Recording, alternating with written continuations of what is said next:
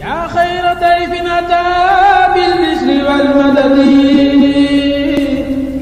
ahlan wa sahlan wa tarhiban bilaa adadi yaa xayra dayfin ataa bil bishri wal madadi ahlan wa sahlan wa tarhiban bilaa adadi لازمك دائما كريما زاهرا ابدا مكرما بخير التاع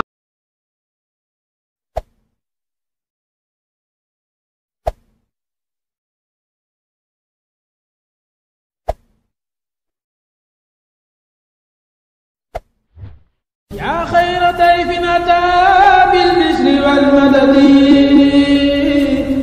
أهلا وسهلا وترحيبا بلا عدد يا خير ضيف أتى بالبشر والمدد أهلا وسهلا وترحيبا بلا عدد. assalaamu aleykum wa rahmatullahi taala wa barakaatuh. mbokk jullit yi mbokki taalibe yi ñu ngi leen jaare te di leen ndokkeel leen màggal weeru koor bu sell wi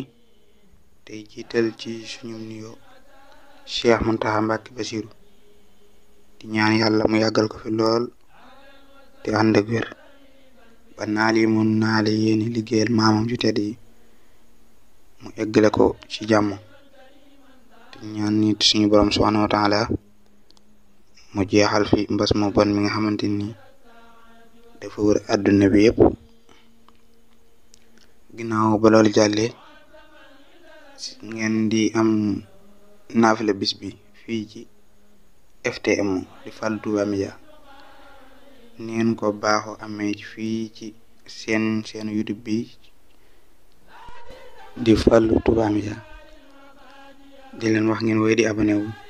tey laal cloche notification bi ba lépp luñ mën a dugal lu am njariñ ngeen bokk ci ñi koy njëkk a seetaan. yaa xayra dayfin ataa bil bishri wal madadi. kon ñu ñëw ak yéen ci seen naafila guddik ñaar fukkeel ga ak juróom-ñett.